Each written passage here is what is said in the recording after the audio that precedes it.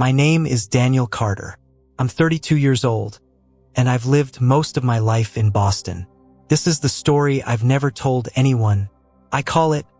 She looked at me and said, "I haven't felt this way since my husband left." It all began on a Wednesday morning, the kind of morning where the city felt colder than it should, like the wind had crawled inside your coat and found your bones. I was late for work again. My manager, Harold, had already given me that "we need to talk" speech twice this month. I worked in a marketing agency downtown, a place where coffee and sarcasm were equally essential to survival. I just stepped out of the elevator when I saw her. She was standing near the conference room window, her profile cut against the pale winter sunlight. Shoulder-length dark hair framed her face, and she wore a deep green blouse that made her eyes, God, her eyes, seem almost alive with something unspoken. I'd never seen her before, but the way she was studying the street below told me she wasn't here to admire the view. Our eyes met briefly, and she gave a polite smile, the kind strangers share when they're both pretending not to notice they're looking too long. Before I could ask who she was, Harold appeared beside me. "Carter," he said, his voice low. "Meet Claire Donovan. She's consulting for a few weeks." Claire turned to face me fully, extending her hand. Her grip was warm, confident, like she'd already decided she belonged here. "Nice to meet you, Daniel." There was something about the way she said my name, measured, slow, that made it feel like she'd spoken it before in some other life. I shook it off. The morning dragged on the way it always did before big pitches. I was tasked with prepping visuals for a real estate campaign, and Claire, apparently, was in charge of strategic oversight, which meant she stood behind me at my desk, leaning in occasionally to make a suggestion, her perfume brushing against my senses like a whisper I couldn't quite make out. By lunch, I'd learned only fragments about her. She'd been in marketing for over a decade, worked overseas for a few years, and lived just outside the city. She was guarded, every answer gave something, but never too much. I could tell she'd perfected the art of revealing just enough to make people want more. That afternoon, during a coffee break in the office kitchen, she leaned against the counter, stirring sugar into her cup. "Daniel," she said quietly, "you ever get the feeling you're not where you're supposed to be?" I hesitated. "You mean, in life?" "In life, in love, in all of it." Her gaze flicked toward the window, where snow had begun to fall. "Like the life you have is just a fraction of the one you were meant to live." I wanted to say yes, that lately, I'd been feeling exactly that, a creeping sense of misplacement. But I didn't. Instead, I asked, "Why do you ask?" She looked at me then, her eyes holding something heavy. "Because I think I'm starting to remember who I was before everything went wrong." Before I could reply, Harold walked in, and the moment was gone. Over the next week, we worked late most nights. There was an ease to our conversations that I hadn't felt with anyone in years. She told me about her love for old vinyl records, her habit of taking midnight drives when she couldn't sleep, and how she hated the sound of ticking clocks. But she never mentioned a partner, and I never asked. One evening, as we were packing up, she paused by my desk. "Want to grab a drink?" It was snowing heavily by the time we ducked into a small bar a few blocks away. Inside, the amber glow of hanging lamps made the whole place feel like it existed outside of time.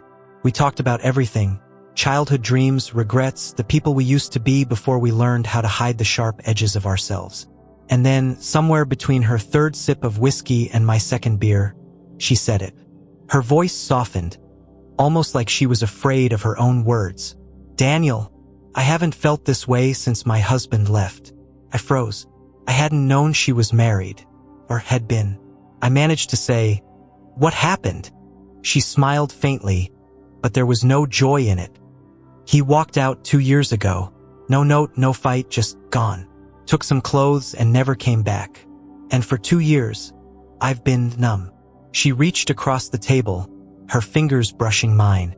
Until now, her hand lingered there, and in that quiet, I felt something dangerous begin to take root.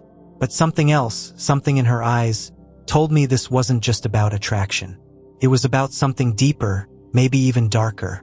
Because as much as I wanted to believe this was the start of something beautiful, A part of me couldn't shake the feeling that Claire Donovan had stepped into my life for a reason I didn't yet understand. And that reason might break me. The night after she told me about her husband, I couldn't sleep. I lay there in my apartment, staring at the ceiling, the hum of the radiator filling the silence. Her voice kept echoing in my head. I haven't felt this way since my husband left. It wasn't just what she said. It was the way she looked at me when she said it, like I was a lifeline she'd suddenly decided to grab hold of, whether I was ready or not. The next day at the office, things between us felt different. Not awkward exactly, but charged. She'd glance at me across the room, and it felt like a thread was pulling us closer, even when we were surrounded by other people. By mid-afternoon, she came over to my desk and said, "Walk with me."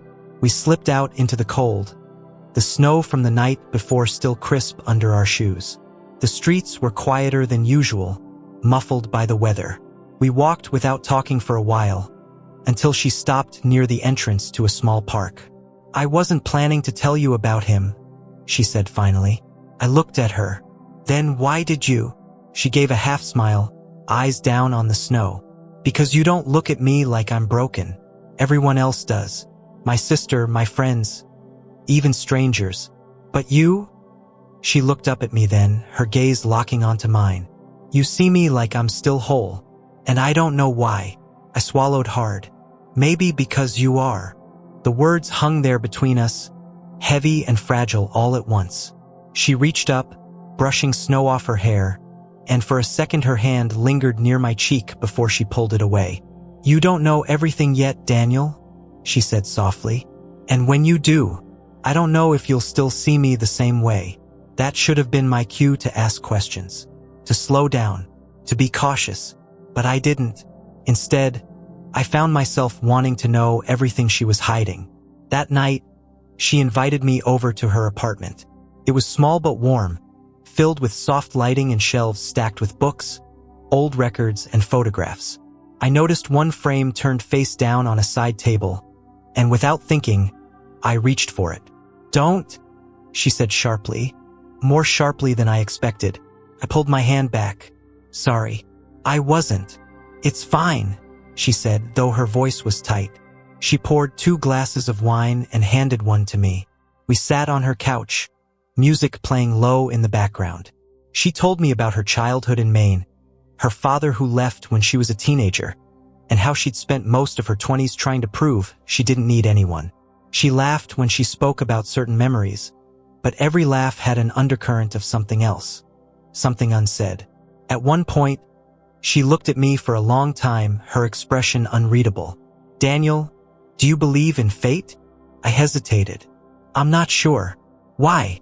"Because I think we meet people for a reason," she said, sipping her wine. "Some of them are meant to heal us. Some of them are meant to hurt us. And sometimes," her eyes flicked to mine, "sometimes they're meant to do both." The way she said it made my chest tighten. Over the next 2 weeks, our connection deepened. We stayed late at work together, had dinner more nights than not, and I began to feel like she was becoming the center of my days without me even noticing. But then the cracks began to show.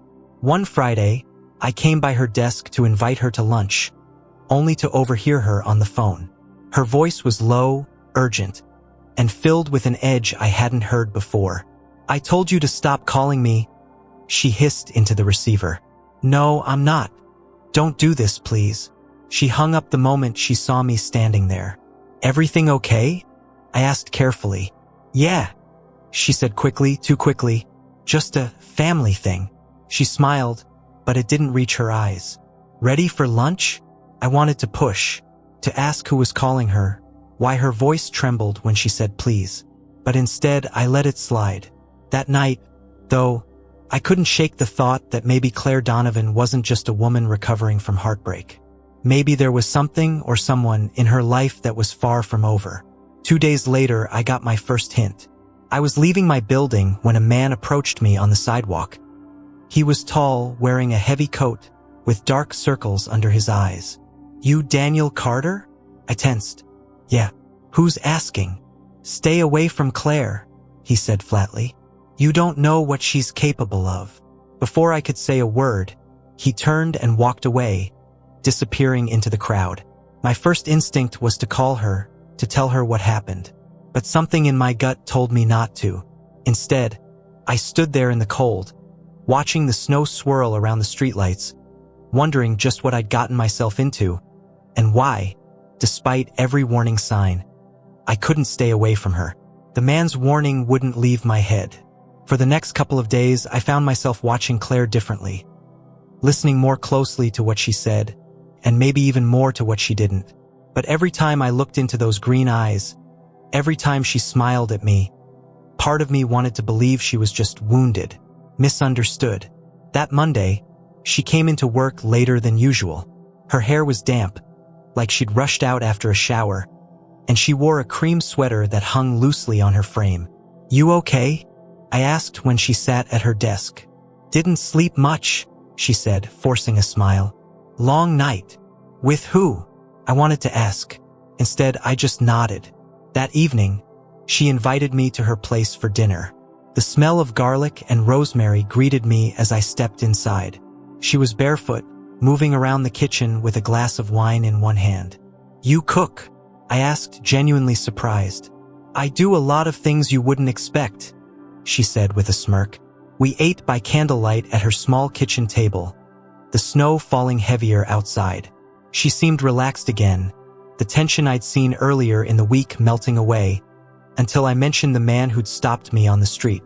Her fork froze midway to her mouth. "What did he look like?" I described him. She set her fork down and leaned back in her chair. "That's my husband."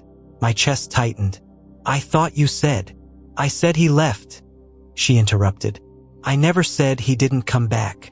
The words felt like a crack splitting open between us. She explained, slowly at first, then in a rush, how 2 years ago he'd walked out without warning, only to resurface months later, begging for forgiveness. How she'd refused, telling him she was done. But he hadn't stopped calling, hadn't stopped showing up at places she went. "He's not dangerous," she said finally, her voice trembling just slightly. "Not physically, but he knows how to twist things, how to make people see me the way he wants them to." The man's voice replayed in my mind. "You don't know what she's capable of."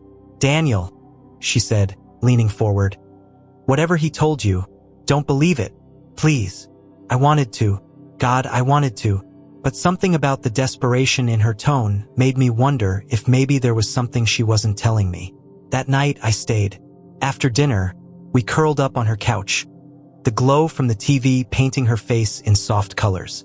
At some point, she rested her head on my shoulder, and it felt like the most natural thing in the world. "You make me feel like I can breathe again," she murmured. Her words sank into me like warmth after cold. I wrapped my arm around her, choosing, for now, to silence the questions in my head. The next few days blurred. We saw each other constantly, and I began to notice little things. A door double-locked even in daylight, curtains always drawn. Her phone screen flipped face down whenever a call came in. Then, on Thursday night, everything changed.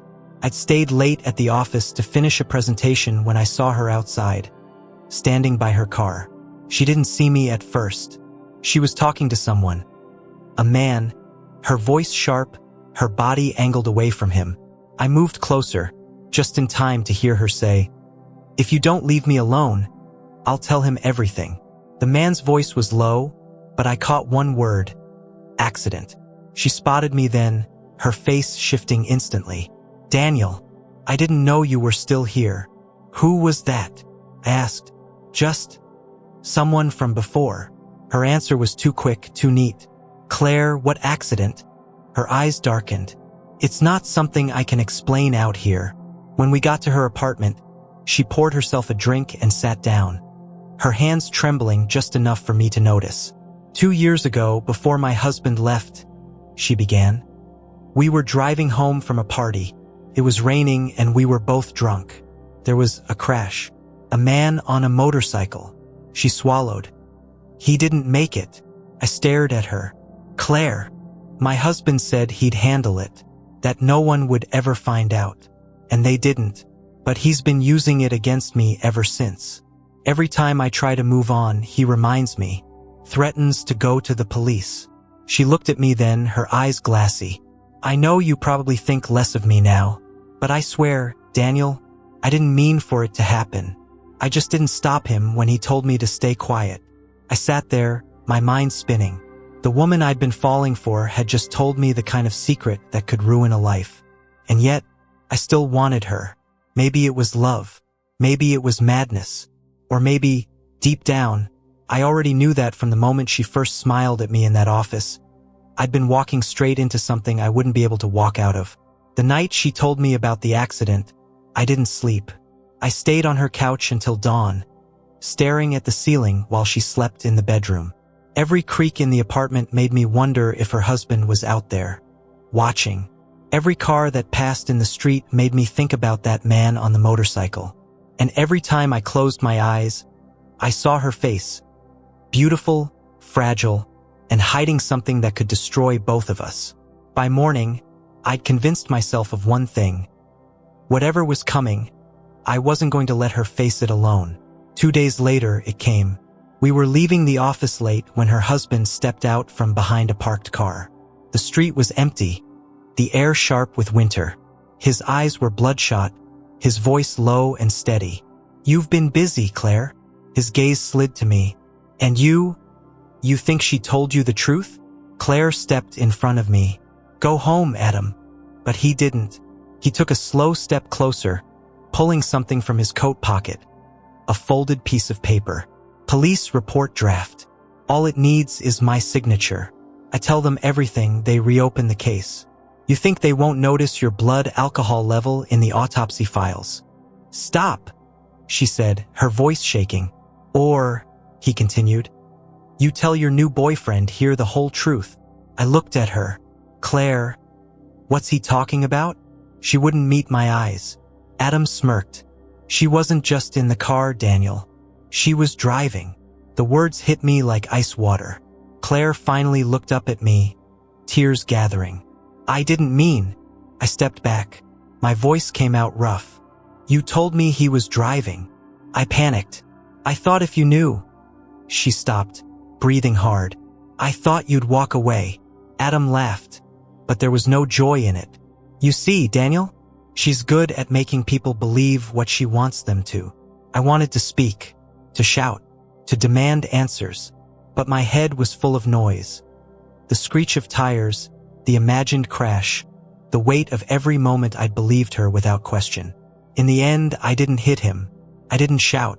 I just turned to Claire and said, "I can't protect you from something you won't even tell the truth about." The look in her eyes then, I'll never forget it. A mix of fear, regret, and something else. Something like love, but twisted by everything we'd just broken. I walked away. Weeks passed before I saw her again. It was a chance encounter. Crowded street, cold wind. Her green eyes catching mine for just a second before she disappeared into the flow of people. I stood there, frozen, remembering the first time I'd seen her in that office window. And for a brief, brutal moment, I almost followed her. Almost. But I didn't. Because loving Claire Donovan had taught me something I'd never understood before. That some people come into your life not to stay, but to show you the fault lines inside yourself. To teach you that desire can feel like salvation, and still lead you straight into the fire. And if you're not careful, you'll mistake the burn for warmth.